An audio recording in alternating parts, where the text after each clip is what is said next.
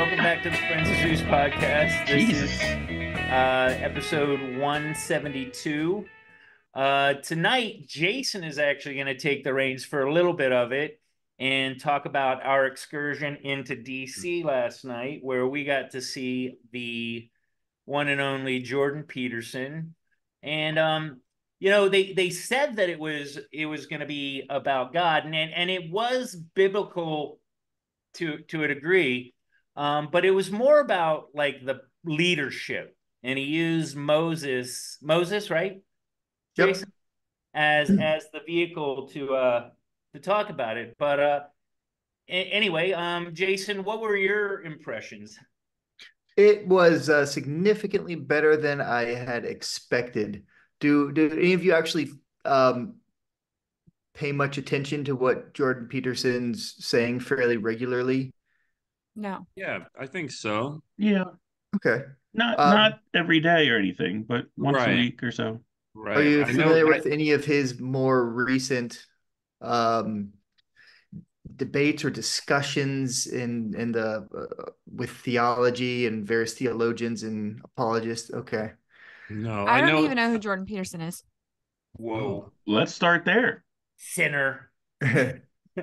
Current former Canadian professor of psychology. He kind of made his got his claim to fame by opposing a Canadian law that was um, in I guess it required Mhm, or it was going to require people to use preferred pronouns or something in that category. yeah, Um, compelled speech. compelled speech, and he opposed it fairly. It must have been before 2020. It's been a number of years Oh now. Hmm. yeah. Yeah. Yeah. Um, and this well, recently, um, he has been speaking quite a lot about he's now currently actually got a I don't know if it's a guest spot or he's officially with the Daily Wire in some capacity. Yeah. And he's got a number of lectures on the Old Testament. And this particular tour is called We Who Wrestle with God. So I was sort of expecting it to be almost a Like hyper religious. yeah, all very highly religious, theological.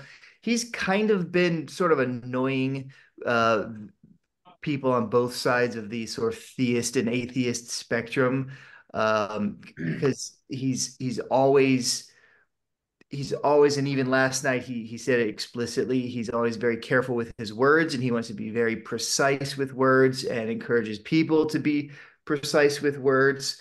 Uh, but when it comes to religion and theology, people will ask him things like, "Do you believe in God?" And he will reply, "Well, what do you mean by do? What do you mean by you? What do you mean by believe? What do you mean by God?"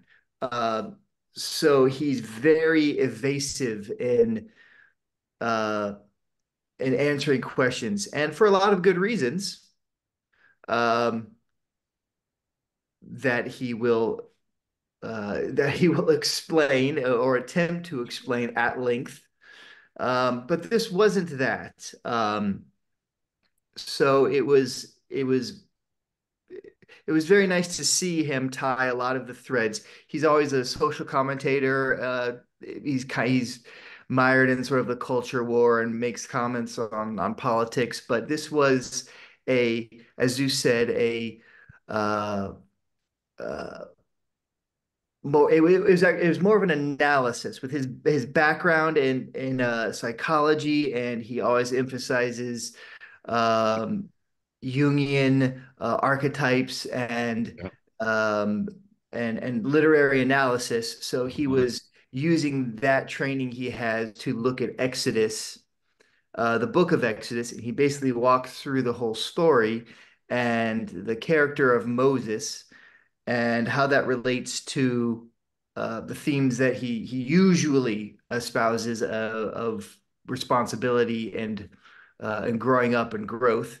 And the underlying theme of all of that was, what leadership is, and how Moses sort of embodied that and became a leader. And although it could at times be political, and almost scathingly political, it was never like an explicitly um, partisan commentary really at all. He really skirted the line quite well. Yeah, very intelligently. So yeah, it was a very interesting perspective on uh, on a biblical story that most people know, for even just even if just Charlton Heston was the teacher. Right. Like Exodus and being in the desert and that part. Yeah, Yeah. the whole Ten Commandments story. That's the movie. Yeah. Yeah, that's it. That's he it. often he did this. I don't know if the right term is allegory of slaves versus, what was it, tyrants? Tyranny, Or yeah. was that the term he Yeah. used, tyrants? Yep. And he Slavery, was, tyranny. yeah, and he had this beautiful concept that he brought across of like, Well, you can, I, oh, go ahead.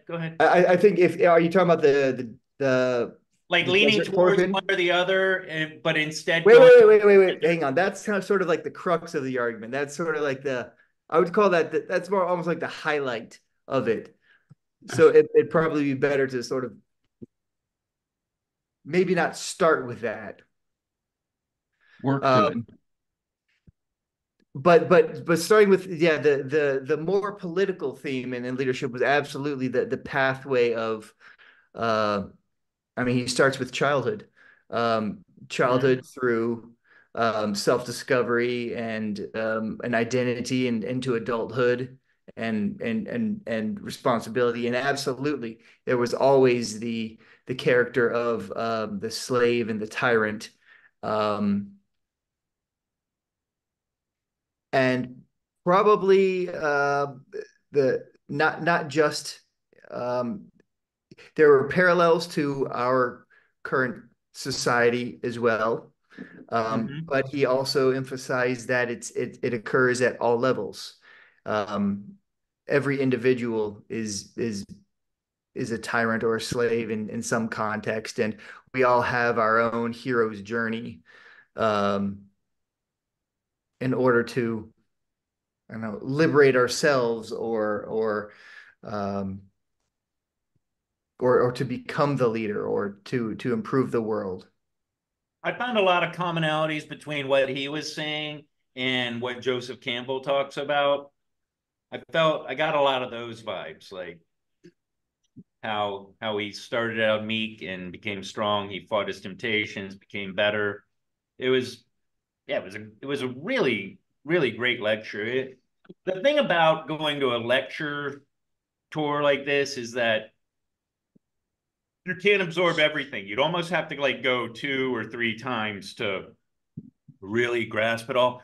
Because some of his stories about like how we rise to become leaders, is like Jason was saying, is like it was very much a parallel of what's going on now. It's like everybody's bitching about, what the people are doing up top, and he was saying that we really need to like fix us first, like start at the bottom, and then just became politics. It's like then raise some of those people to the next level, raise some more to the next level, and so on and so on. It was a very deep conversation. Oh, not conversation. He just talked for what, like an hour and a half, but I was riveted through the whole thing. Even the guy, you knew the guy that came on as a guest, right, Jason? Yeah. It's like John Peugeot or something like that. Oh, yeah, Jonathan Peugeot, I think, right? Yes, that's it. Yeah. Yeah, He's he's also, you had mentioned the Daily Wire partnership that he has, and yeah, they had this whole special that was like a 5-part special just an analysis of the book of Exodus.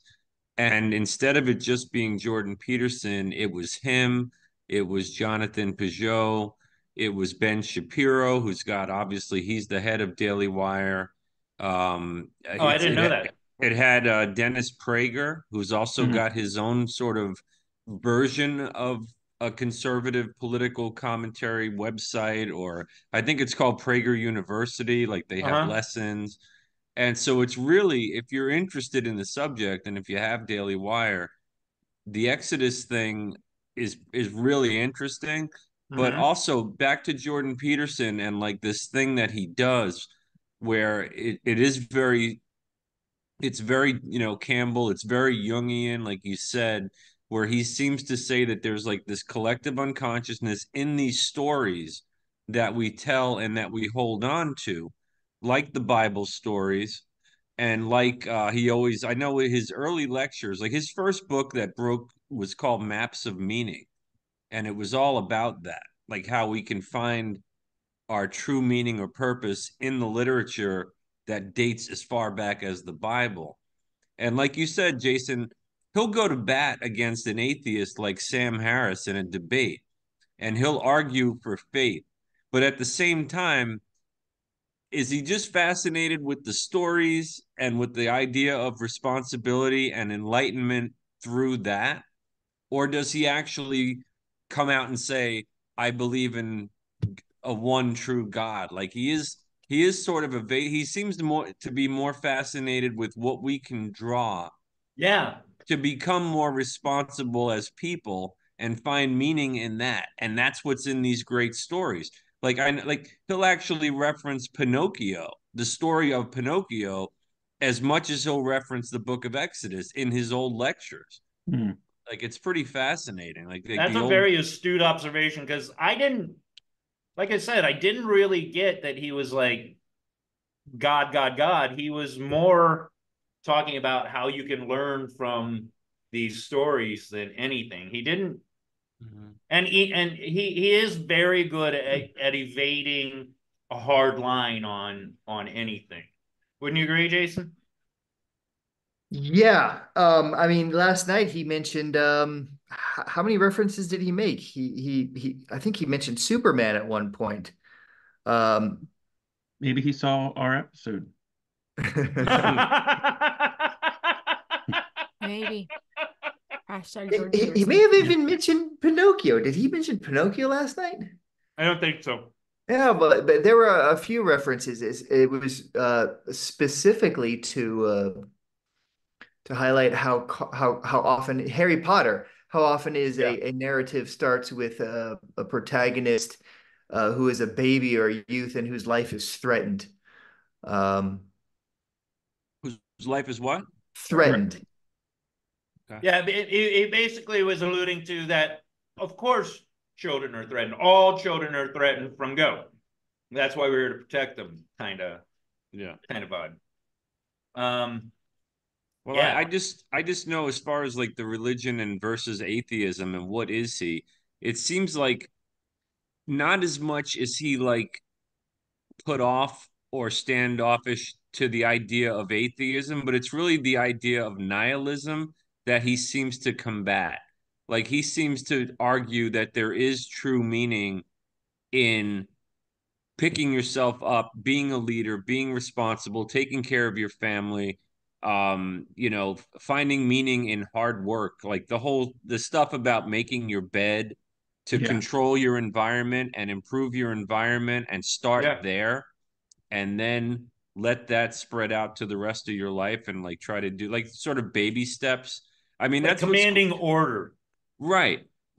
Order in a world of chaos. And he has like that book, the famous book is The 12 Rules for Life. And I think the subtitle is literally Finding Order in a World of Chaos or something. So, I mean, he's sort of a self-help guru as well as a lecturer. Like he's sold millions of those 12 Rules for Life books. Like I've got a copy.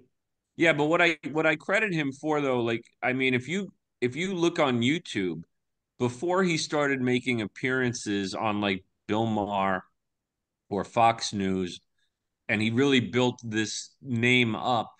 There's a whole bunch, there's scores of his college lectures to students that he would just put on YouTube just to have them up so that his students could watch them, or people who might be interested. And so he's been at it for a long time before he became a multimillionaire who's doing these speaking tours. This guy was just a college professor and a psychologist, and he's a deep thinker, and that's, I mean, I have a lot of respect for that. I think it's great you guys saw him. I mean, the thing about you said about great thinker. There was one guy I knew, and he would, like, when you talk to him, every time you're like, there's a pause, like and you're like, is this guy autistic? I knew a guy like that Jordan too. Peterson would do there was a guy that we work with at Smith Company that I'm not going to say their name, but always did this. But Peterson would, like, while he's talking, he would just, like, go and then come out with this, like, beautifully formed thought. I think it would be very hard to stump that guy in an argument. Like, he really, really is a fucking bright guy. Yeah, no, there's some great debates with him out there on YouTube too. I know that. Yeah, that's his lane, right? Yeah. So is his lane. Just a quick question, and just out of curiosity, not to break the flow here, but what was the venue like? Like, you said someone opened for him. What were the other people there? Were you guys like typical age? Was it younger with people? Was it everybody? Was interesting. It was a pretty good spread. Fairly, I mean, people generally were probably dressed up more, as you might expect for an audience. Except for the doctor. His audience, except for the one doctor. There was this guy wearing, like, a white lab coat. Couldn't look less like a doctor than you can even imagine. Well, it's probably on call, so he just he show was not on audience. call. This guy was not on call. This guy was wearing a lab coat because he thought Jordan Peterson might see him and talk to him. I looked at Jason. I'm like, "Hey, look at the doctor." Jason starts laughing right away. And then as we're leaving and going to the bathroom, we see the guy, and he's like, dirty hair, comb over, fucking. So a real doctor. He was an incel. He was a straight up incel. Did he have, like, the stethoscope and all? No. Oh. But boy, he was trying to sell it. It was hilarious. Were there any, like, hecklers or people giving lip? Somebody threw something up on the stage at one point, but I don't think it was heckling. I think he was just a weird, retarded guy. Yeah. So it wasn't like a gift or like a bra? I'm sure. Yeah, that's what I think it was. I think it was like a gift, but he like, hey, Jordan, and threw something up, and, like, we were like, what the fuck is that? It was very bizarre, but no, everybody was kind of digging him. Yeah, it was. So he would I'm trying to. He really. The funny thing about it is, like, when you're watching him, it looked like his eyes were closed the entire time. But he would be pointing at people in the audience up in front. He was, like I said, he was very engaging.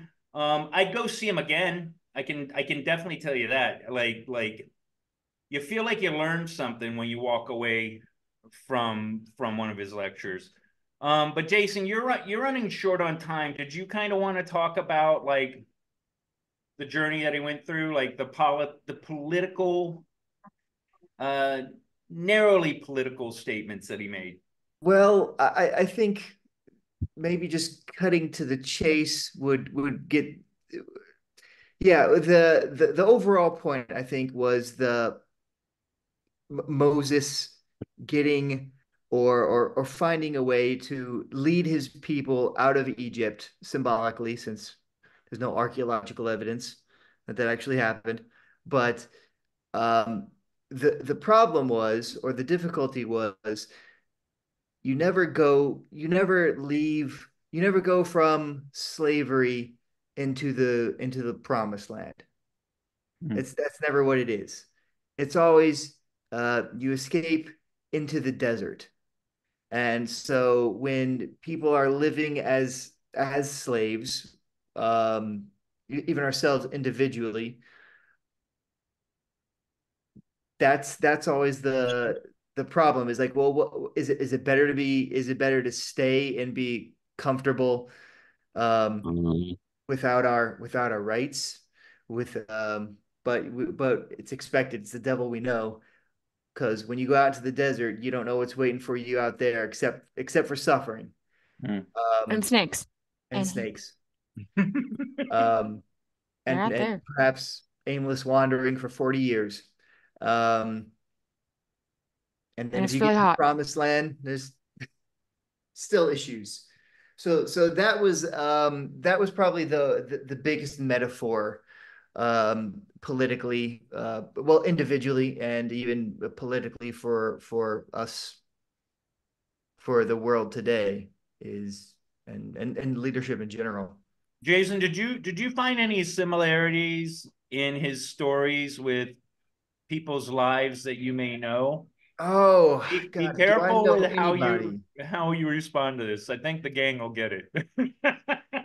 Yeah, well, he was always talking about the large themes, but he was also bringing it down to the individual level, and he was saying, like, if you look in your lives, you might have a tyrant somewhere in your life, and you might be afraid to make some sort of change to free Mm. yourself from your tyranny because of you're going to end up in the desert and you don't know what's going to happen there. And I think I did a very subtle, classy version of, like one of these.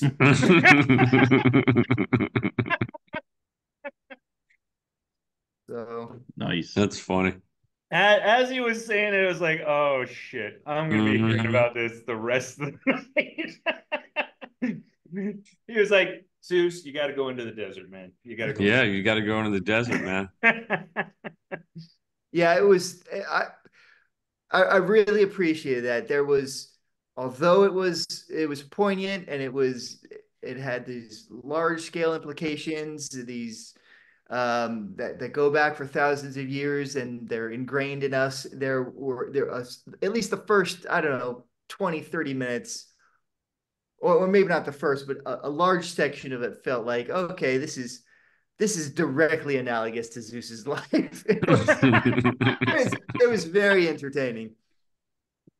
That's good shit. I gotta say, That's I great, learned. guys. Thank you. It sounds awesome. No, I'm a big fan, so I'm a little jealous that I definitely would love to go see him. That'd be great. It And wasn't expensive. It was like what, $80 a ticket? Yep. Yeah. Yeah, I oh don't know when wow. he's coming around here. I have no idea, but So I'd go see him. so this was like a tour, like nationwide, worldwide, Yeah. Yeah, he limited. does it all the time. Okay. I didn't Yeah, know that. I didn't know yeah, that you could just pay to go see him. yeah, he's like But a he's got rock to be there star. to. I mean, he brings his wife with him. They travel all over the place. I mean, he's all over. I think she demands to go with him because one thing that Jason and I noticed is there was a lot, and this is gonna be a little piggish, but there was a lot of really good looking women in like low cut, like they were there hoping that they could be, roadie, whatever you call them. What What is would it be like a groupie? What would it be like if yeah? Thank you, Des. Not a roadie. Yeah. yeah, not a roadie. Roadies get the slack. A lecture circuit roadie. What if what would it be like to be his wife? Mm. I could not be married to somebody like that. That would literally question every single word that came out of my mouth.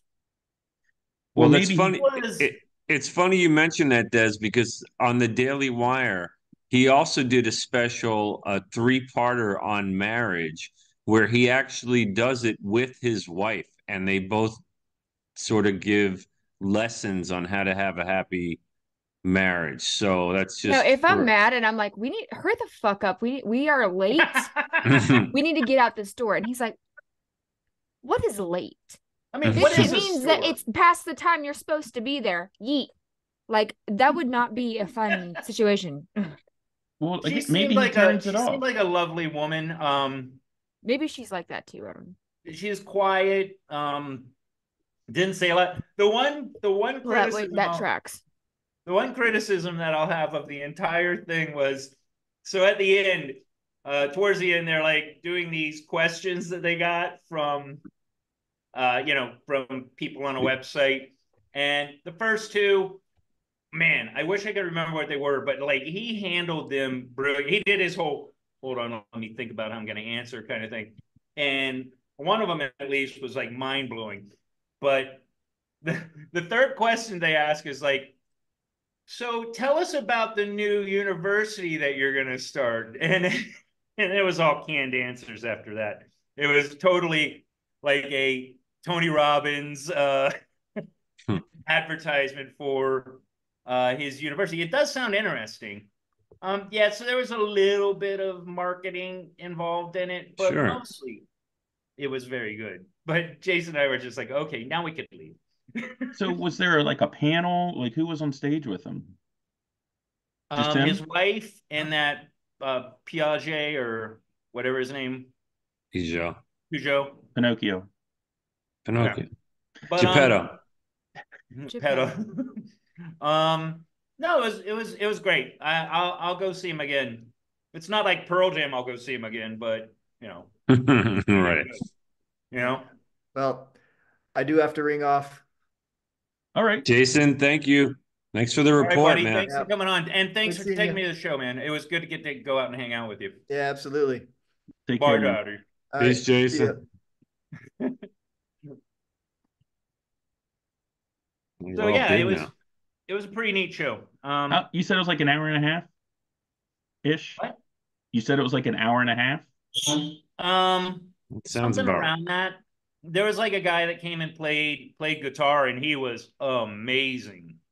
His name was David Cotter, Cotter, and he was like astounding, like just an amazing guitarist.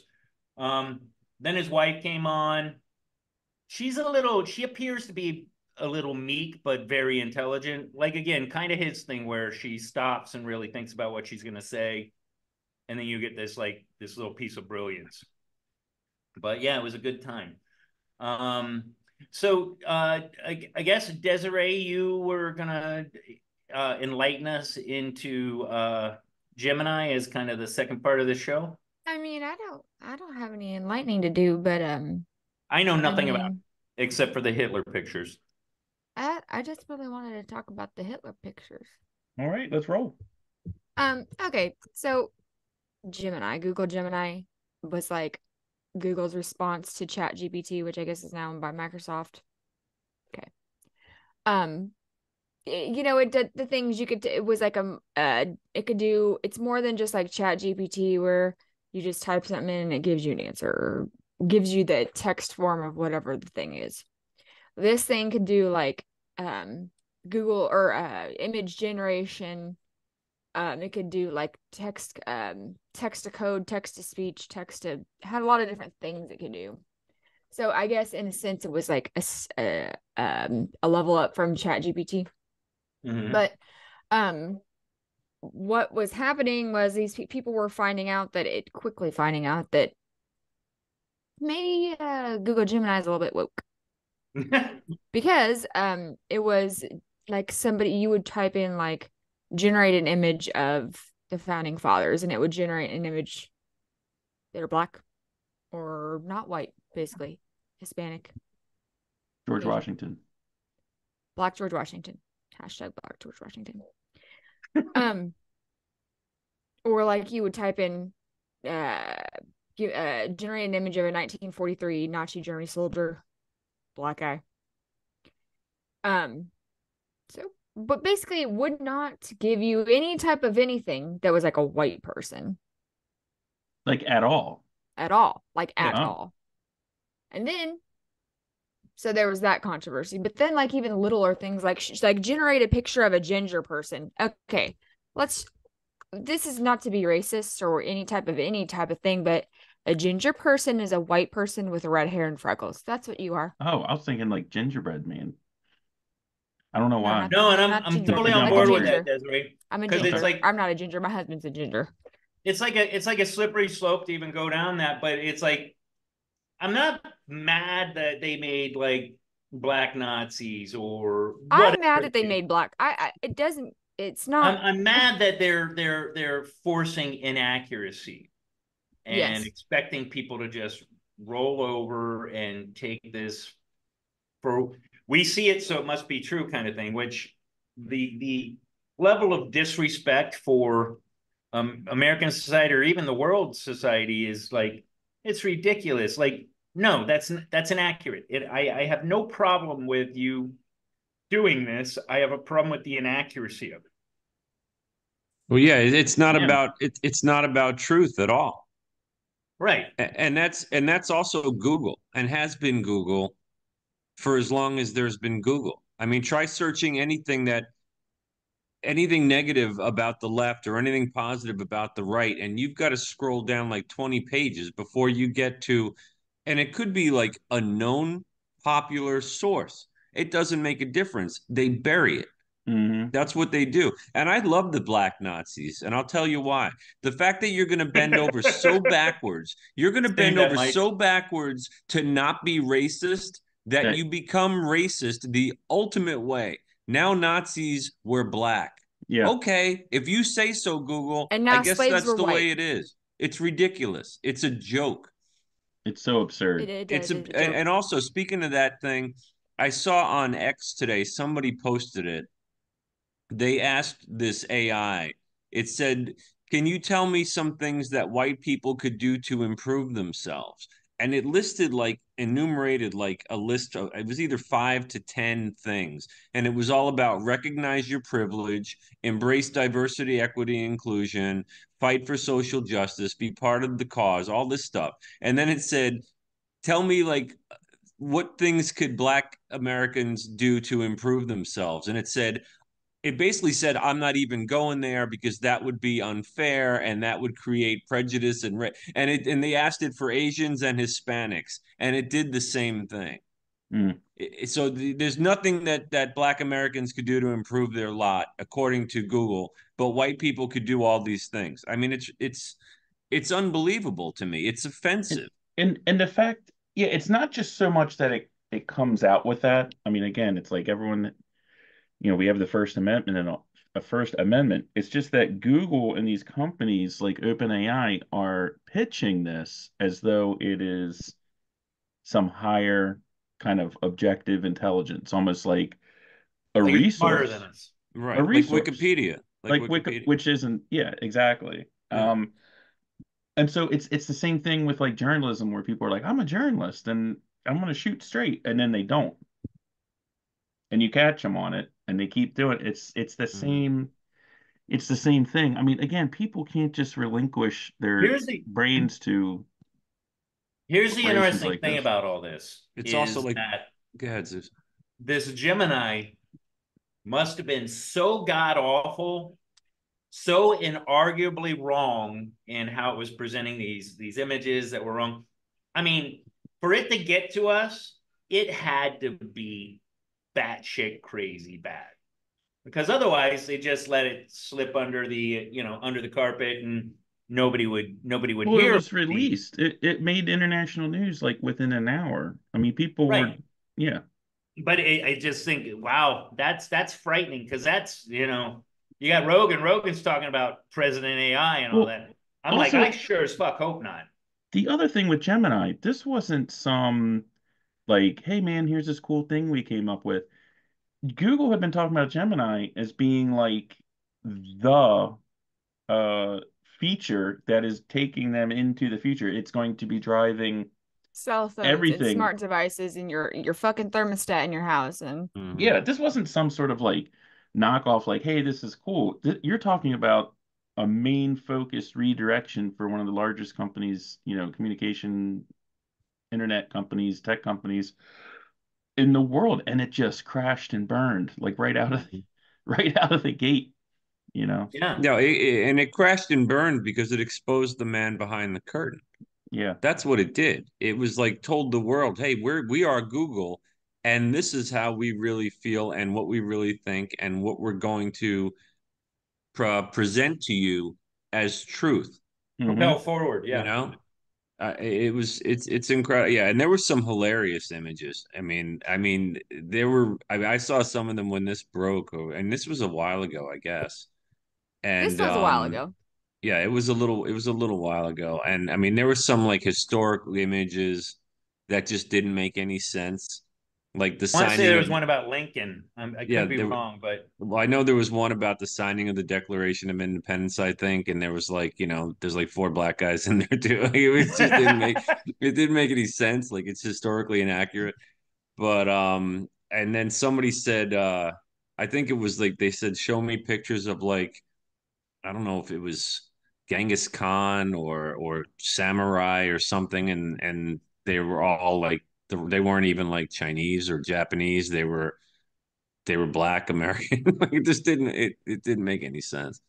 it, What you know, at the crux of it, it kind of saddens me. Like that we here down on the lower level, they think so low of us. They think we're so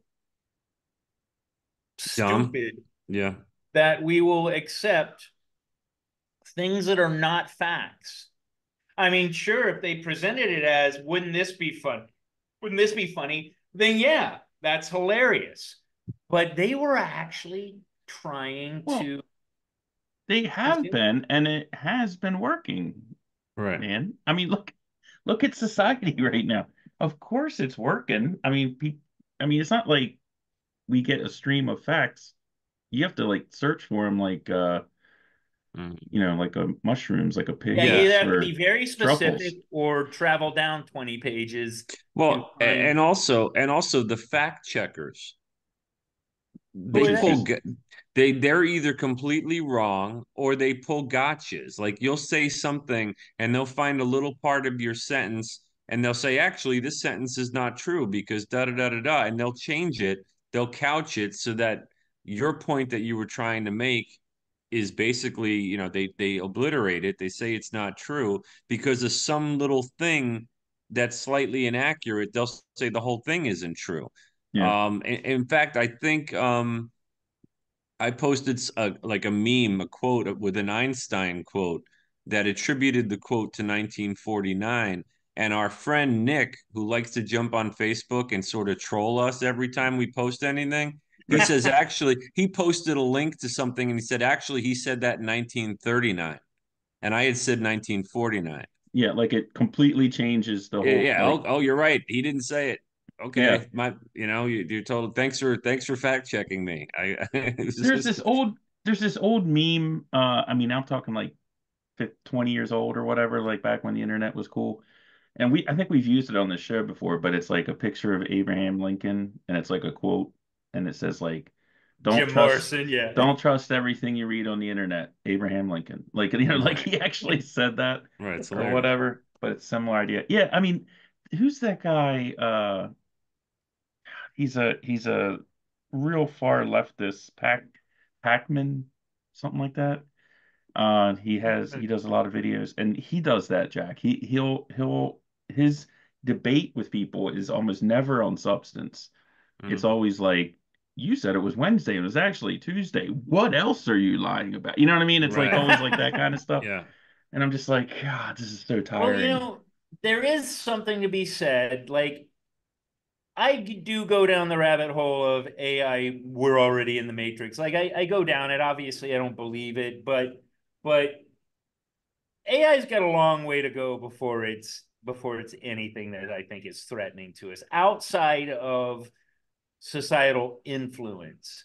Because it's pretty goddamn stupid. You know what I mean? Yeah, but if they're putting it in control of all everything, like Desiree was saying, if this thing is going to be attached to your phone, your refrigerator, your TV, your computer, I mean, if the people that made it are this But diabolically one-sided, um, I they can do agree. anything. anything that these and I'll say tech companies, I don't mean it like a dirty word, but I guess it is. The thing with AI is, again, it's like back in the 90s with NAFTA. Every time everyone agrees on something that's in power, You'd be that's when you questioning. need to really be careful. And this whole thing with AI, it's like, it's great, it's fantastic. If it was something Do you think that these corporations, tech companies, communication companies, news corporations, all this stuff, I mean, where is the track record where they have been doing things and making decisions for the betterment of humanity? I mean, they make decisions and they do things in order to control And then populations, they to just bull rush control it in. thought, to control discourse. So the thing with AI, it's not like I'm afraid of AI. I'm not afraid of the Terminator coming. I'm afraid of like how they're going to use it and that they're going to sell it as some sort of panacea, and people are going to be like, well, I don't know.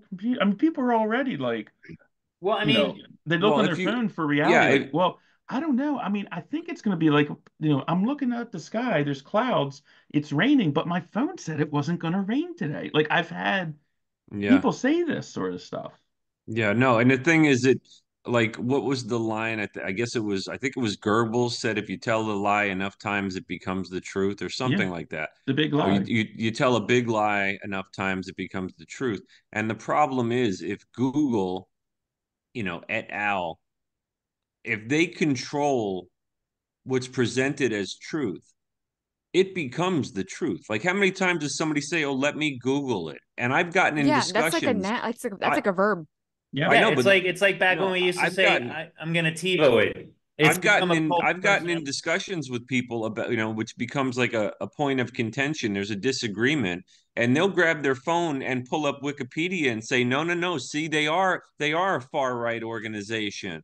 It says it right here on my yeah, phone. yeah, And that's the yes, problem, is you have, when we talked about this with the Jonathan Haidt episode, when you have generations of young people with Reliant these on it. platforms, and they rely on it as truth, you literally control history. You change history, thus black Nazis. And that's what's so funny about that, is that's the ultimate like disparaging thing that you could say Yeah, about black people. But I yeah. mean, about anybody. obviously, Anybody. obviously they've fixed that little glitch, but the point is the same. They still control truth. They And got it Google out there. and Google's response to that was more frightening than the thing itself, because their response, they were like, it's a technical glitch. Yeah, we released it No, too no, early. Like no, they were that acting is like it was like it there was is just so much involved it was a behind the glitch. scenes to It's a make mistake. black Nazis that no, it's not an oopsie.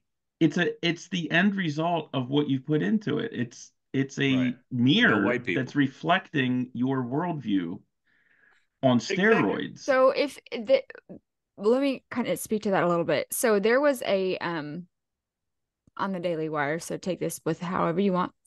They did an interview with somebody at Google, and basically they kind of revealed the glitch. And basically what they said is, these generative AI, basically what they're supposed to do is an input equals an output. So like a computer, show me 2 plus 2. Okay, the answer is going to be 4. The answer is not 75. So what happened? What happened between 2 plus 2 and 75? What had Well, happened? see, what happened is code. So what they're doing, or what they had done to Gemini, is the creator, the person, the Cody, the real smart tech person, had somehow, for inputs that caused that were of generating images of people, they fed that line first through their language model. The language model then changed the prompt. I don't know what it changed it to. I'm sure it had something to do with inclusivity, or I don't know. I don't know how it changed it. And then fed that changed answer through the Gemini again, and then those images were generated. Now it's only image generation. Not that makes it better, but if you put into it, show me an image of Nazi soldiers, it would show you some type of a historic photo or something from the internet of Nazi soldiers that were white. But if you But asked it to create, if you wanted it to generate an image, that's the images that were inaccurate. mm-hmm. So not that makes that better, but So yeah, so what else is it changing? Right. What other prompts and is it changing? and again, that in of itself is not a concern. The concern is that people are assuming that this is all on the up and up. It's a huge shell game. It's like, hey, you can rely on this. It's like, it's the new Wikipedia. I mean, there are still people, like Jack said, with Google, there's still people that firmly believe that Wikipedia is like a usable source, for reality. And it's like not, and Like, it's weren't like you taught in that's school that Wikipedia was the thing you can't cite, you can't use it, it's not allowed you would expect. I mean, it's something for like, I mean, I would look at Wikipedia to be like, for like a what quick was the like track listing on this album that I used to really like? Like yeah. maybe that, but not like, Right. I mean, that's it. Yeah, you could look up maybe a movie or something, like, Yeah, figure out, who's in it and what the plot is, and exactly. Something like that. yeah. Yeah. Or like a So species of animal or something, But if yeah. it's political or cultural in any way, you're getting one side. I mean, it's just the way it is.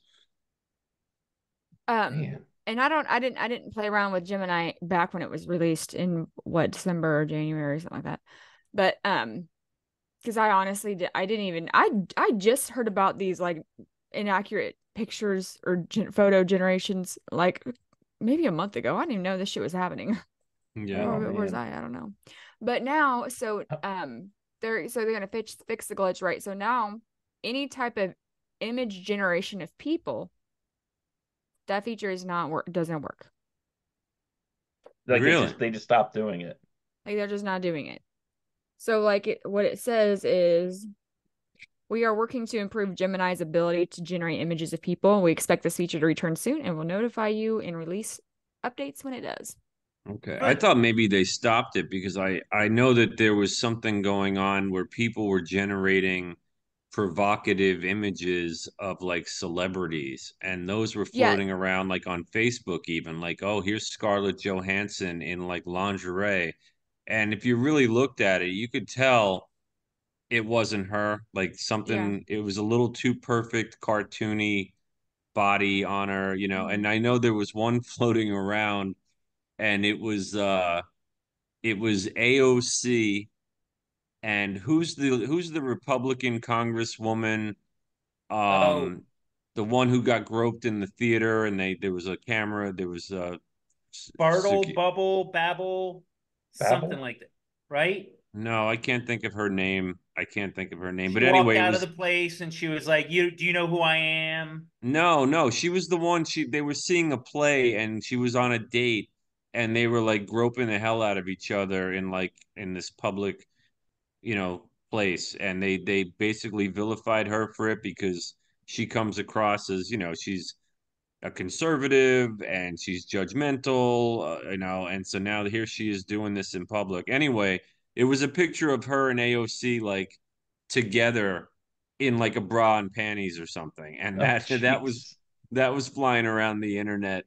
Um, and Well, so yeah, I but know it's people were complaining about it. any Yeah. type of image of a person. It won't do.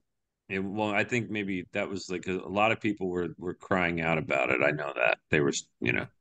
I mean, we're really at a point where, and this is where I worry about the kids, where the kids see it on the internet and they take it for fact. And like, really now more than ever, you got to like, if I can't see it in front of me physically, I'm not going to believe it. Like, have you guys seen, I'm sure through like TikToks or Reels or Instagram, whatever, have you seen these like commercials with like Rogan where he's talking about something that it's clearly turning into an advertisement for, I don't know, tires. And it's like, nah, I don't think Rogan would be advertising. You know what I mean? Like, and it's got his voice and it's got him talking, and it sure as hell looks like he's saying these things, but common sense tells you it's not. Have you seen anything like this I where I see ads all the time. Not motion ads so much, but some mostly still ads like when I'm like looking through or reading through something.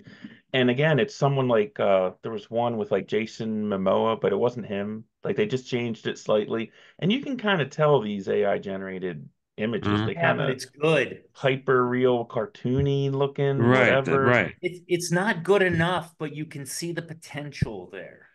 That's the frightening thing. Rogan talks about all the time that if they get like 3 seconds of you talking, they Oh yeah, they can, could have you say anything. That's already Oh yeah. happened. yeah, I mean, we're screwed just from having all these episodes online. Oh, sure. yeah. Any one of our 50 listeners could damage us In badly. fact, now's a good time to know that Michael's actually sleeping upstairs. This is a AI generated. These are the You can friends of tell Zeus because he behind me. hasn't mentioned the party once. Yeah, it's a little different. It's bizarro, Michael. Yeah. Yeah, I'm less terrified about AI now. I think after like the Gemini thing, it's like, okay, it's obviously not smart enough. The problem that I have is with AI is even if you had somebody that's being altruistic and wants to do better for the world, it's the influence of the person that's getting the ball rolling. And sure, you can say that AI is now creating AI, which that is a little terrifying, but it's AI that was influenced by somebody, by Google perhaps, and maybe they better make it better, but it's only watered down. There's still that influence that started it. You know what I mean? Well, I get back to the thing like who do you guys remember demanding artificial intelligence to be put in like every device on the planet that I mean, did we vote for this? Like, in other words, who is benefiting from this? Like, See, where's the that's the need? interesting thing, though. That's a Why are we even corporate doing thing. this? There should be government I don't know. Like you want to say there should be government regulation on AI and what it can and cannot do. And I think we will get to that point, but who's going to be the government that is in control of that? And I don't I think don't know. I kind of do think the government a government law of AI is not allowed to generate images of people. It may be a good law. Maybe then should be the number one. Mm. and to not have a Yeah, political or alter audio or alter I video. do. Well, I could see where altering audio, like putting a voice in, could be useful in some applications. when Now, yeah, I sorry. mean, let's not make the president's voice say some different shit, but maybe that should be rule too. No yeah. altering audio or photos or videos of political figures. Of Or public. anybody. Yeah. Well, I mean, just like 2 months ago on YouTube, when we upload these episodes, they started asking a question about whether there was any manipulated imagery or oh really? dialogue or something like that. Yeah, it's like one of the checks that you have to go through when you're uploading. There should be, like Google goggles or Google Google Google Glass, glasses. Glass. Yeah, they got rid of it, but yeah, Google Glass. it'll come back. Wait, what are you The talking about? glasses that's got like No, the no, no, no.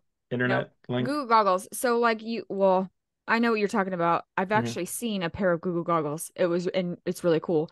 But Google goggles just sounds funny. it's weird because like what are we doing anyway? But you could basically maybe it's image search engine where you basically can put an image in and it will show you, it's like instead of searching words, you search images. Like Oh you yeah, find a they've had picture of that. something and you put it into Google. Yeah. Google image search. And Yeah. then there should be something where you can put an AI image into a search engine and just if it makes it could tell if it's generated or not. Hmm. Well, That should I be the was next actually first thing somebody create that in Simi Valley. I was using my phone today and I didn't ask for this technology on my phone. I didn't. Yeah, it's just there now. Yeah, and I was like tapping something and it started like finding different parts of the image and going, is this what you're looking for? Is this it, it's the guidance that AI is going to offer us. Oh, you like Spider-Man.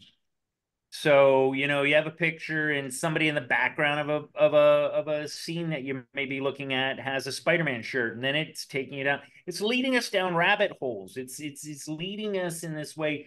That's why I think I've said this before in the past. I don't think that World War III is going to be nuclear bombs. I think it's going to be all information and how it's delivered. And it's just going to make us these neurotic messes that don't know what is right anymore. And the people that are going to like thrive during this period are the people that are living in the mountains, living out of cell reach. You know, the people that are still seeing real things in front of them, bears and foxes. You know and, who's gonna you thrive know right what I now, mean? Zeus? Like the people wearing the what's "It that? Flies, It Spies" t-shirts. That's who's winning right now. The birds, the Well, fucking isn't spy that ass birds. isn't that kind of what Jordan Peterson was getting at when he says like start with yourself, make your bed in the morning and all that? I mean, we've Well, talked so about how like the way our media and our information gets delivered now that we're just inundated with things. Like I can wake up, I can look on my phone and I can find out that there was like a tornado in Thailand or Hold on. something. Speaking of Like it has tornadoes, I no got a funny effect on my story. life at Major all. I alert. got a story. So Okay. this was so a couple in 2022, actually right before I came out to DC for the Nurses March, there was a tornado that hit like it was Andover, so that it's like literally Wichita, Andover. They call it a suburb, but it's just an extension of the city, basically. You know how that would go. Mm-hmm. So it hit Andover. While that was happening, on the weather coverage of the storm, like, hey, tornado's hitting Andover. It's at the street right now. It's at the street right now. Hey, these people are here. Take cover. Oh, here's an image of the tornado. They showed a fucking image of the tornado that was AI. That was an AI image, and then like 4 seconds later, they're like, "Oh wait, hold on, that wasn't a real image." Like this was live On the air. On the air. Wow. And Well, and that moment, because it looked so real. I mean, it didn't, but at the same time, it was like, I mean, in passing that's the stuff that's there, like that. But it made it into the news, is your point. Yeah. So let's imagine this. Everybody's familiar with the picture that they tried to hide of the guy at Tiananmen Square, right? Like China straight up tried to wipe the internet of it, but it got out. There's always some guy named Bob. Yeah. So let's That's a take Craig joke, by the January way. 6th into consideration. Something like that could happen, and we'll only have word of mouth. And with the technology that was used with January 6th, where they were able to like nail people by their cell phones that they were there. Let's Except for the bomber. that. What's that? Except for the pipe bomber. They got everyone else's. They can't figure out who that guy is. Yeah. I think he's the guy that left the cocaine in the White House. It was the pipe bomber that did it. He's a slippery guy. Yes. Yeah, he's very slippery. So here's my prediction is that January 6th was a small microcosm of it. But imagine another Tiananmen Square, or just maybe a row of guys just mercilessly killing like innocents. And all the cell phones around that could have gotten that. Well, hold on. All the cell phones that were around that could have gotten that are all locked. Like, and they can get in and they can remove it. What happens when they have the ability to remove these cell phones, which we're all talking about? We've all got cameras, but it's not we that have all have cameras anymore. The government owns them. Patriot Act, whatever you want to call it, whatever influence it is, there's going to be a point where they can nail every. Looks like it just happened. Yeah, they got you, Zeus. They got you. Zeus. Well, they don't want you to say it and just wipe something from history. Tiananmen Square, because the technology. Zeus, they're wiping you from history as we speak. They don't want you to spread the news. Stay tuned next week for the Friends of Jack podcast as we resume with episode 173. No, it'll always be the Friends of Zeus podcast. Oh, okay. He always freezes at the best times. He just won't be with us anymore. I know. We should all do that. Let's all do. Wait. Then that way I can screen grab it. Okay. Oh wait, what's this? Somebody's coming in. He's coming back on. Am I back? Yeah, there's two of you. Shady's back. So what were you guys saying? Oh wow, this is a glitch in the Matrix. No, don't touch anything. This is. I don't know if this is a nightmare or this is hilarious. How but bad? Two Zeuses. How Not far better did I than go one. into Oh, that? there. How I'm far gonna did I go so into that screenshot before? that It 100%. you froze right at the point where you were about to make a point. You said the government's gonna wipe everyone? No, what I was saying is no. She's a spy. That lady's a How spy, by the way. far, how long from now before we have a point where they're able to wipe out any recording of something horrific that would have changed people's minds or would have influenced us in a more positive fashion, but it Yeah, doesn't like fit? the Hunter Like, Biden laptop. thank you. I was just Yeah. yeah, they already tried it, man. They did it. They did Well, it. did they It it. could, worked. they But could they already didn't. do that with geofencing. So like if Mhm. geofencing. Oh yeah. So like what To if just wipe out now an area?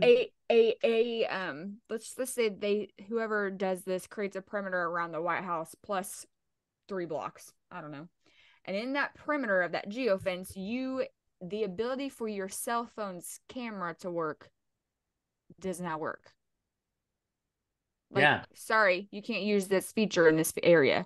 Like, Mhm. that's the message that pops up on your phone Yeah, or it's whatever. Like, that would be, I mean, I feel like that actually would be fairly easy to do, but, yeah, Now something like that. they maybe couldn't. Well, yeah, if you shut down the camera, that doesn't matter what you record. But I don't think that's the stuff I'm worried about. It's the influence over what we take in. And it's that part's frightening. Terminators walking around looking for John Connor, not so much. But Here's a there is story a that goes along with Sky that. Pipe. What's I that? was in Lebanon, so I went to Lebanon for like 12 hours once. Wow. And I was like, Lebanon it's a Muslim country. There are rules. This stemmed from, I was in Kuwait and I wanted to we were in the airport in France and I wanted to buy some Grey Goose and some actual champagne, but I couldn't do it. And we also went to the Moulin Rouge, the sex store that's right outside of it. I wanted to get all these things that aren't allowed into Muslim countries, alcohol and sex paraphernalia, basically. And I was warned by my sister, thankfully, that don't buy those things because you will be prosecuted trying to enter the country. Wow. With those things. I was Wait, like, okay. so you said you wanted to get those things? I was going to, yeah, because I'm Sex American. paraphernalia? Sex paraphernalia. I mean, actually, I wasn't going to anything great, but But you couldn't take a it souvenir, if you will. You couldn't take it into Lebanon. But I couldn't take it into Kuwait. I couldn't have taken it into Lebanon. But the point behind that is this. So then I get there and I'm like, what else can I not do? So I pulled out my handy dandy cell phone and I went to Pornhub. Well, tried to go to Pornhub.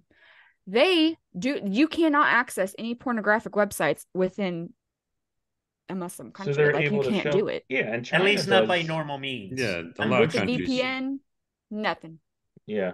I tried. I'm not the smartest tech person, but so they're able to throttle stuff, yeah. So it is within possible to certain control areas. things like that. I mean, well, it's I like don't know how, but Lena was saying that. Remember our friend from Iran? She was saying that shit is just like it doesn't get out. You get like this window of time during the day where they might be able to get a call. And it's probably just because they're overwhelmed with the what do you call it, bandwidth, and there's just a moment where you can get something in. Those are the frightening things about AI. Again, I'm not so terrified by walking robots and stuff like that. Well, we but have those too. Yeah. Yeah. Oh, what is it? Doesn't China have like this dog robot that No, we do. Yeah, we do has too. we do. gun? I want to know, what's a dog robot? They call it a dog. It's like a Killing four-legged machines? robot, What's like it do? all terrain, and they strap the machine gun on the back of it. Well, Yeah. I mean, that's scary, but let's talk about real life things. Like there's like in San Francisco now they It have those is. self-driving vehicles. Yeah.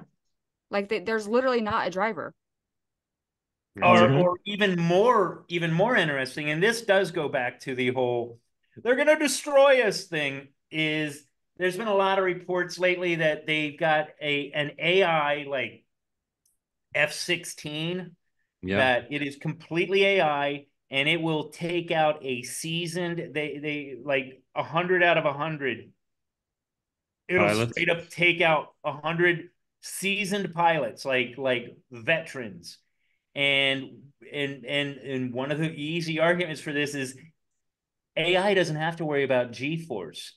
So like whatever the planes are capable of is limited by, it's kind of like if you have a VCR and you try and use it on your 1080 DPI screen, you're still limited by what the VHS tape puts out. So yeah, you're going to get the greatest VHS, but it's only the greatest VHS. Right. So like the AI, we don't know what these planes are capable of with if there was a superhuman guy that could go 12, 14, 15 Gs and take a curve. If the plane can accept that, then there you go. Like the AI is going to win every time. It can do a bank that like you've never seen before because it was always limited by, again, the VHS of pilots. And now AI is like 1080 DPI of pilots. Did that make any sense? Yeah. No, Yeah, it no, makes sense. And I it's actually followed cool, that but at the too. same time, it's like, oh, It's a little frightening. But that's unfair. If somebody has that and somebody don't, it's pretty unfair. But it's cool if everyone could have that, and that's how, But it then makes sense. then put in that perspective that this AI doesn't have a heart. It doesn't worry about the kids that it might be shooting down. Like, Well, that's the idea. Yeah, well, I don't think a pilot in war all the time does either. I mean, it's war. War's different. There's different rules in war. Yeah, but some of them do involve back not harming innocents. This goes back to that 80s movie, War Games, the whole turn your key, sir, turn your key. And that's why they invented the Whopper, because they wanted a cold calculating machine instead of possible human weakness and human error. I mean, that was the whole point of the movie. Yeah, And, the bottom line is it still comes down to who is they? Who are the ones that are in control of this as much as they can be in control? Like clearly it's the Illuminati. Frankenstein stopped being in control of the monster, right? At some point. Yeah. Like who knows what this thing will do? Little interesting fact about the movie you just brought up, War Games. Do you know what the capacity of the Whopper, you know what it was? 1 gigabyte. It was massive back then. Did they cite that 1 gigabyte? Yeah. I got like 30 gigabyte on my watch. That's funny.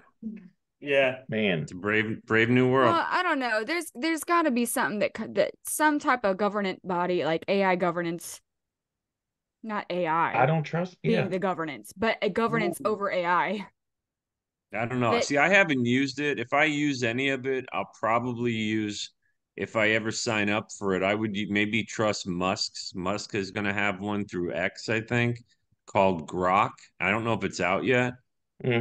I would maybe trust a little objectivity in that one compared to the others, just because I have a little more trust in the objectivity of Musk's platform versus the others.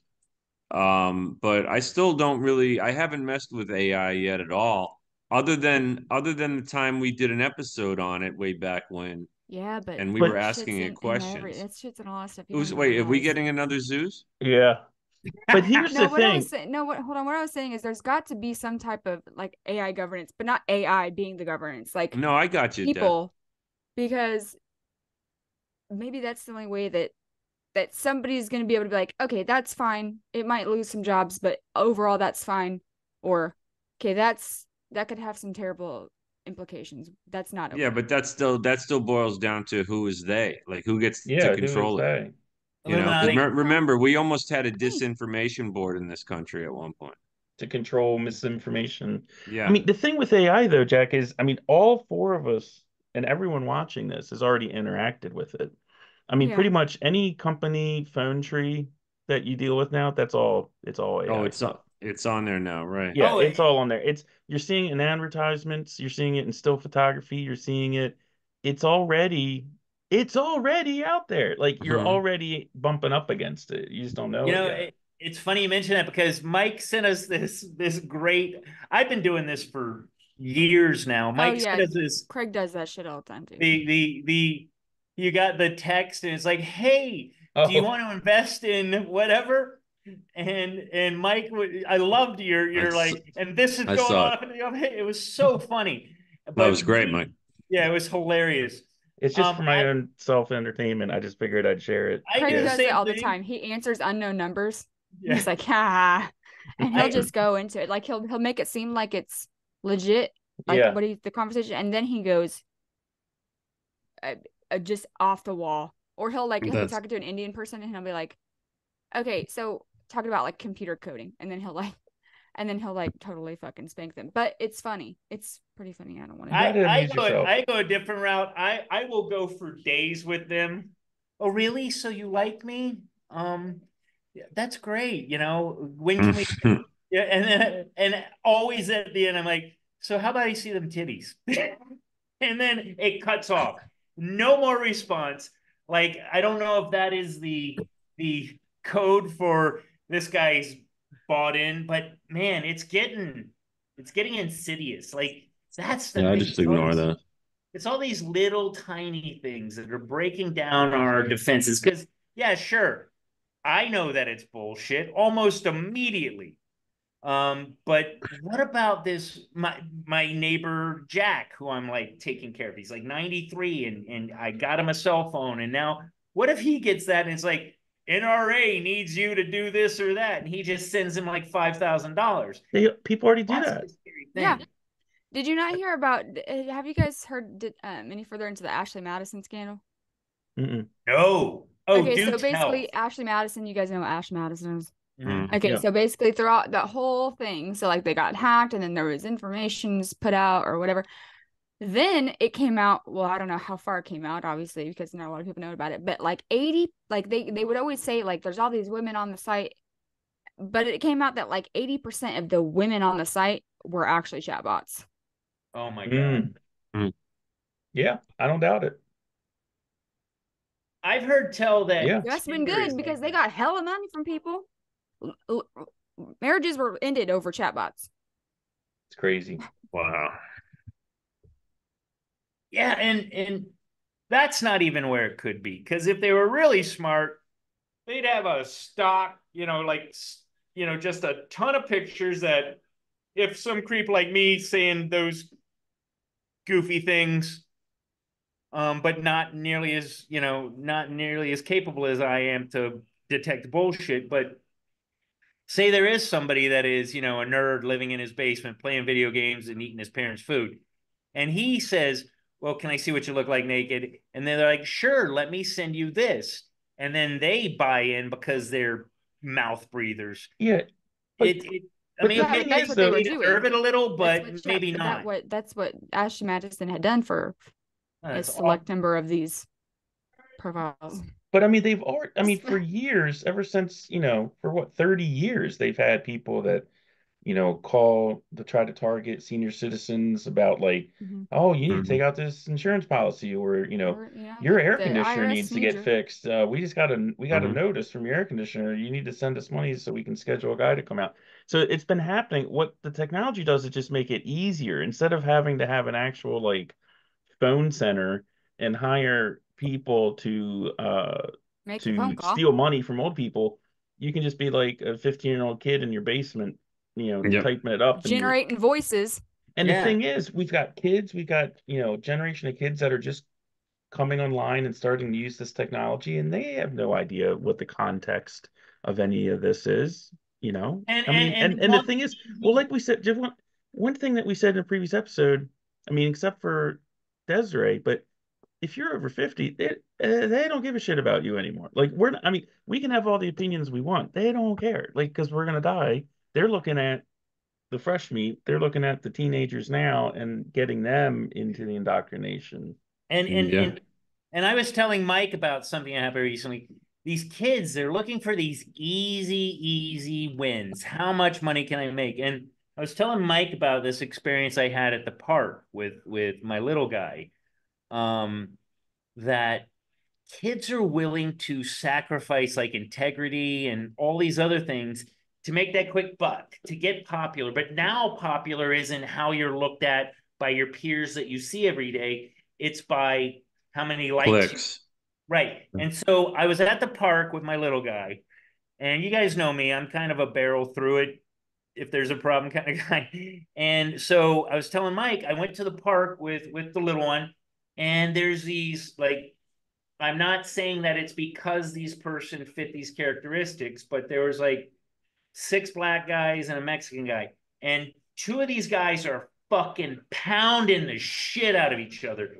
And the other 5 are holding up their phones and like Sure. But here's the thing. So I'm thinking, you know me, I'm like walking up like, all right, fellas, this is where kids play, right? And the 2 guys that were pounding the shit out of each other are like, hey, like buddy, like it was all for the video. And then as I got closer, they just dispersed. But it's frightening that these kids think that that is the way to propel yourself in your group, in society, to beat the living shit out of your buddy for 10 minutes, and goddamn, I hope I get the clicks. I hope I make $1,000 off this because I get on Unilad, or what's that other, what's the one? It's so bad. It's always just like street fights. Anyway, it it made me so sad. And it also alarms me that my kid could just be there and they want to do this and something happens, maybe even innocent. Maybe they're fighting each other and then one of them falls down and knocks my kid into a post and he hits the back of his head, and suddenly my kid is disabled because these kids want to make a few bucks or just become popular because they were clocking each other on. It's self-destructive. Yeah. So then it goes into things. So like, what's legal? So, well, I mean, in that situation, then yeah, there would be legal ramifications for those guys that were fighting because whatever. But so with the self-driving car that I mentioned a minute ago. So with the self-driving car in San Francisco, they have stopped. They aren't doing them anymore because the self-driving car actually hit somebody. They're not supposed to, but somehow it did. Okay. And I think the guy died. And so now who do you sue? Right. Whose fault is that? Because you can't sue a car. You can't sue AI. Well, you somebody should be at fault. I mean, yeah.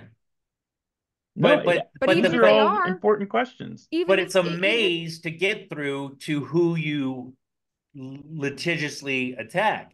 Well, I mean, even at that, like, can you, if you, let's just say whatever self-driving car company, incorporated, let's sue them for manslaughter. Okay, cool. Sure. Then they're just that's cool. If that was one person, no one's ever gonna find that and bury that shit.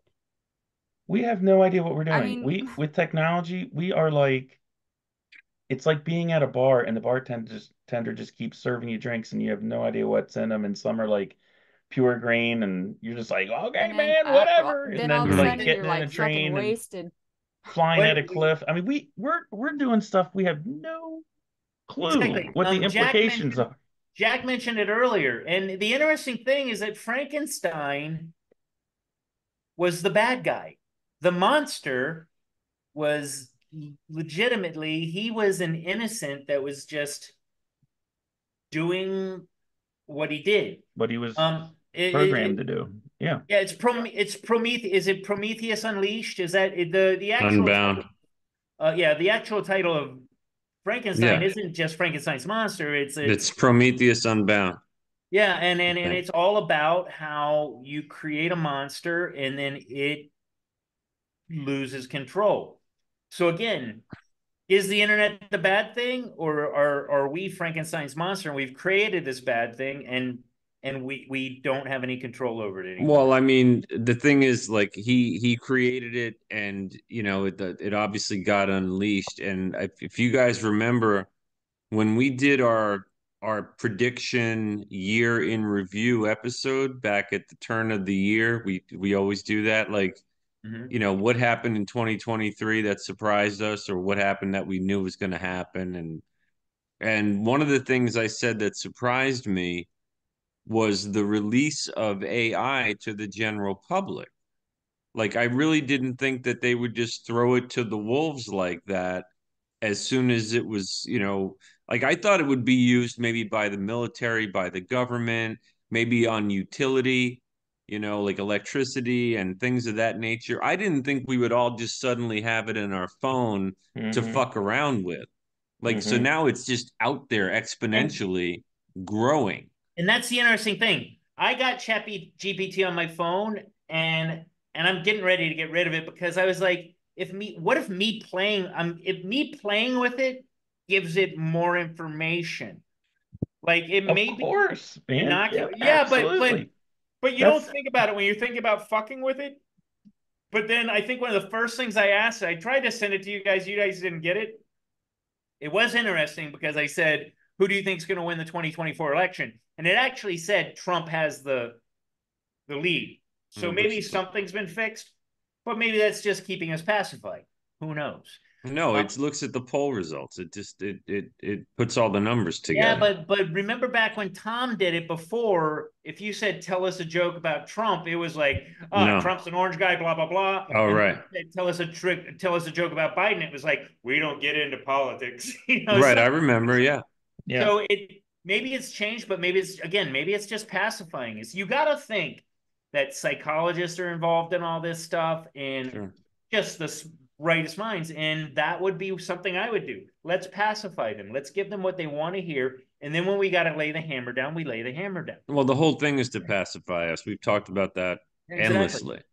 Exactly. But no, one thing I wanted to mention, since we're talking about the technology, and we just had the episode about the cell phones and how they're killing attention span and they're killing autonomy, and they're just changing us on like an evolutionary scale. I would say, like, the world is over as we knew it.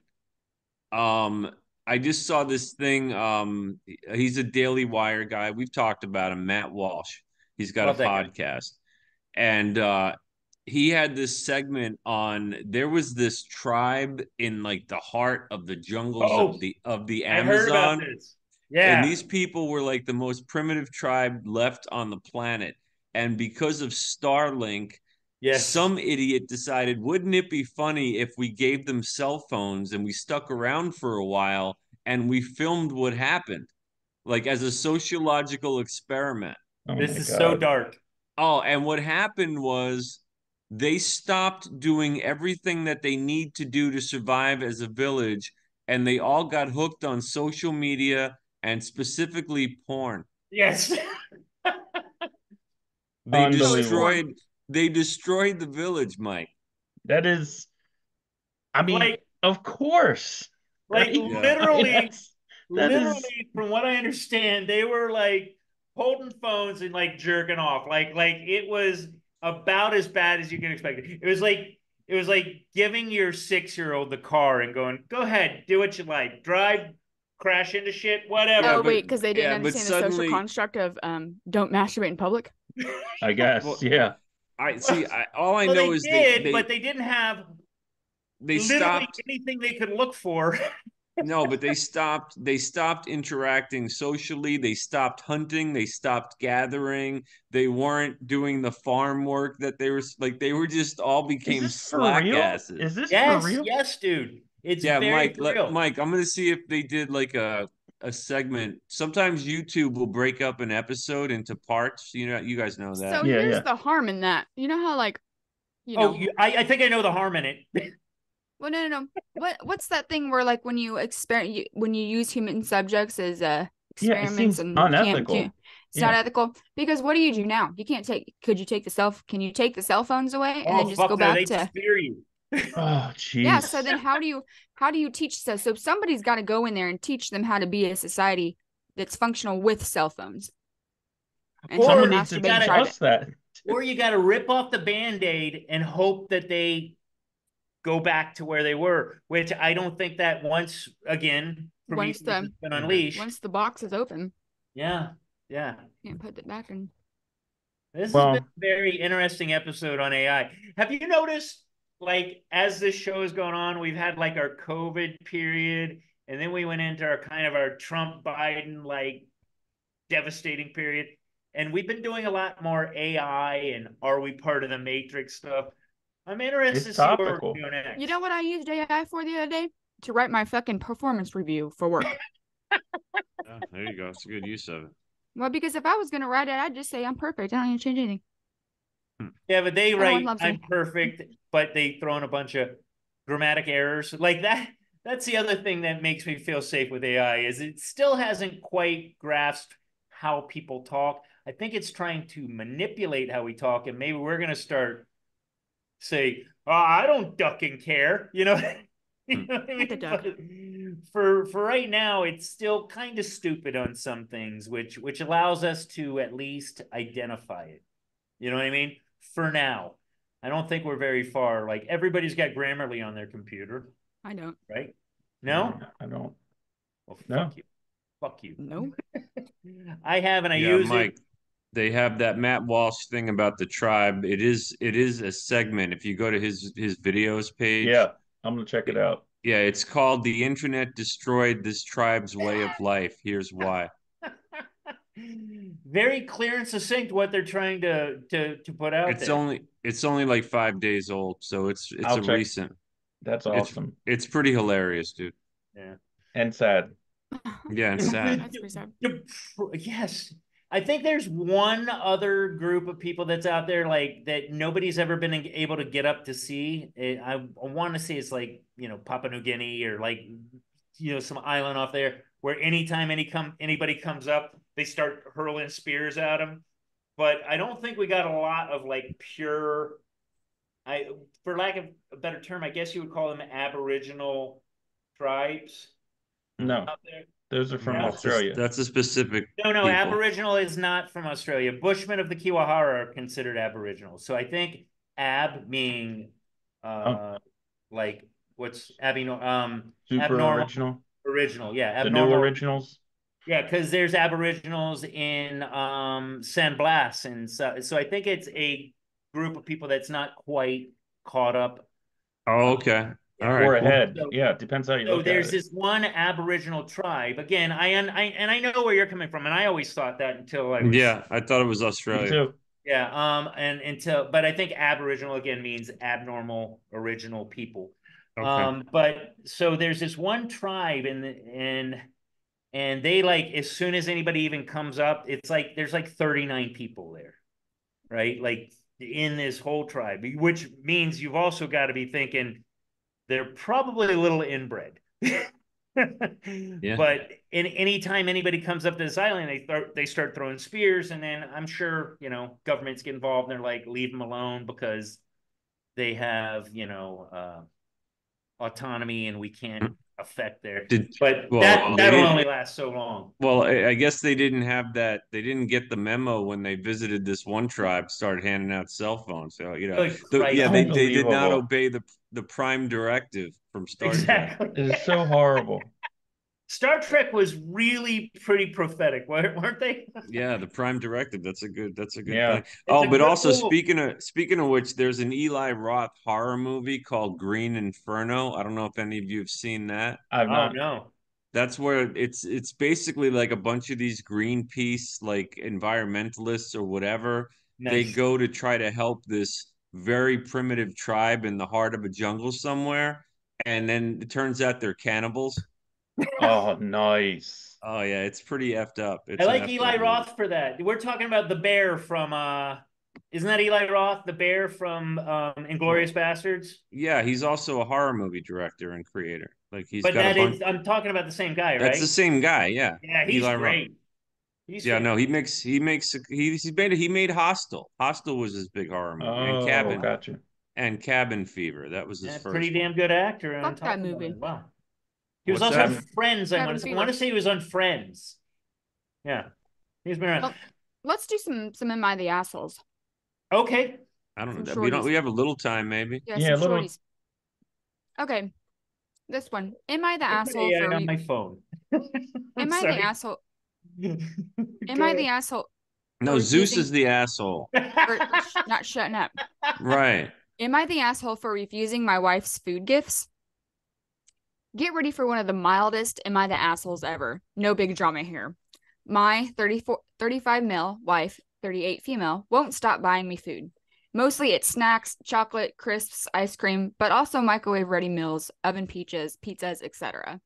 Nothing that involves cooking, but often perishables. I never ask for them, but whenever she goes shopping and I say I don't want anything, I can guarantee she'll come back with something new for me anyway. Over the years, I have really never known what to do when she does this, so I typically thank her and then later ask her not to do it again because I don't want them. But I grew up partly in Hong Kong, where wasting food just is about the rudest thing you can do, and I feel compelled to eat every single grain of rice on my plate. Literally. So after thanking her and asking her not to buy me more, I then eat the food she buys me. Letting it rot and then throwing it away would be wasteful. But she sees that it has been eaten, so she buys me more. I must have enjoyed it. I must have enjoyed it, right? Well, we've been playing this game for about years at this point. She buys me food. I say thank you, but no thanks. I stop eating, or I eat to stop it from going to waste, and then she buys me more. Lately, having put on a fair amount of weight, I decided to cut down drastically on junk food and high-calorie meals. My wife said that she'd support me in this, and so when I saw a microwave curry in the fridge, I assumed it was for her. Today, the expiration date having long passed, she got annoyed at me for not eating it and throwing away. Cue a sit-down discussion where I explained yet again that I don't want this food. I said, I feel a lack of control in my life, and the two ways that it bothers me, that I never get to choose my own food or my own clothes. She regularly buys me clothes, and I never buy any for myself. But I never buy any for myself because she's always buying me more than I need. She's not very impressed with me for refusing her gifts. I'm aware that this is just the way that she shows love, but while I've tried to explain that this just isn't the way I want to receive love, still I've clearly gone about this in a way that has upset her, and I don't know how to make my point. Jeez. That's a tough one. In a way that doesn't make her feel unappreciated. Am I the asshole? No. No. He's a good guy that's trying to make his wife happy. But kind of weird. And also, she's trying to kill him, apparently. Yeah. I mean, no, trust me, I know what a spouse trying to kill you looks like. I'm just saying, this seems odd. Like, I mean, they seem like they're made for each other. I mean, who cares about the food perishing after a certain point? If he doesn't want it, he doesn't want it. I think to get her to stop, if he let the food perish, she would stop. Food. I know, but if he just spent a month and let stuff perish, she'd stop buying him stuff. Yeah. I mean, this is like the argument crack addicts give, man. Like, well, I just want it. I mean, it was there. I didn't want it to go bad. You know? I think but I think not assholes. I think they should be able to like have a conversation where he is able to express clearly without her getting upset. Like, it's not like he's saying, "Oh, you're a bitch," or "You're a horrible I'm fat wife because you buy me food." Yeah, he's not saying that. He's just trying to be like, "Look, sweetheart, I put on a lot of weight because you buy this junk food. I don't want it anymore. It's not how you show me love." If she's getting upset by that, then she's got to see a therapist because, she's got some issue where the only way she can express love is through food and she can't cook. And that's just a bad combination. Well, I think this is clearly revealing that her love language is gifts. Or the way her giving love language is through gifts. Right. And he doesn't want it. I may have mentioned this in an earlier episode, but this is a true story. I'll keep it to 30 seconds or less. But I used to rent out this apartment in a house I own, and the people that were renting it, it was like Jack Spratt and the fat girlfriend. So like she was like really big and he was like really skinny. And they started arguing, like they were going out for a while, but then they started arguing, and I had to take care of that situation. But one time at night, they're like yelling and screaming, and I'm like downstairs just listening. And the guy, his name was Ralph, he's like at the top of his lungs, "You're so fat, you're making me fat." I was like, man, I wish I had a tape recorder going. It was joyous. This was like in the late 90s. Anyway, there is I'll never forget something to be said for enjoying other people's misery. It was amazing. I just think this couple needs to go read the love languages book or something. They're literally. But I will say, this is what I will say. Yeah. Because the reason this stood out to me because I always ask Craig, do you want anything from the grocery store? And he always says no. So I'll buy shit that I like to eat and he eats it. Ah. And it pisses me off. I'm with you. I don't know how many times I've made a lasagna and somebody in my life, you guys can guess who, will be like, you can only make lasagna one time a month because it's so fattening. But when that lasagna's sitting in front of them on the table, It's gone. who's the person that destroys it? Like, Yeah, but that's a little different. You can't make this very often because I'm gonna eat it every time. That's what they should have said. Well, yeah, but when I buy ice cream cones for me, you didn't say you didn't want any fucking ice cream cones, and I buy the ice cream cones expecting it to have eaten 8 of them, and I only get to eat 4 of them. That's a little irritating. Yeah, but Des, waiting at the end of the month having gone bad because you have like 1 or 2 a week, and they're gone. No, I'm gonna eat. They're gone in 3 days. Yeah, that just means he trusts you to get the groceries that you both like, and he's willing to roll with whatever you bring home. If you bring home Pringles, he'll eat the Pringles because you brought them home. He doesn't have any special requests. He's just your side, Jack. I'm just saying, I get it. Good. Yeah, I get it. I get it. Well, Jack is clearly pro Craig. Here's another one that's even shorter. You ready? Okay. Yep. Am I the asshole for biking through a crowd of geese, taking up an entire bike path? Yes. It gives a little caveat. No geese were harmed. No geese were harmed. Geese. Well, shut up. No geese were harmed during the incident. For whatever reason, people in the Boston area started feeding the geese. A few geese randomly showed up last year, and people thought they were so cute and made it a thing to feed them throughout the designated bike path and pedestrian trails. Oh. Well, now there are hundreds, and poop is everywhere. Oh, yeah. I wouldn't mind so much if they fed them in a large vacant field behind the bike path, but I suppose since these people are walking on the trail, they figure, let me feed them right here. You know what? Well, this is quite a nuisance for runners and bikers trying to work out / get places quickly using these trails. The only other option is to go in the road, but the risk of getting struck by a car is pretty high, especially in this specific area. So today I was commuting by bike and I see 50 plus geese on this bike path, obstructing anyone from passing. People are sitting on a bench right there and feeding them and recording videos. So I repeatedly ring my bell and pump my disc brakes, which makes a squealing noise as I approach without reducing speed. These geese suddenly fly away at once, and people that are recording their videos are yelling at me.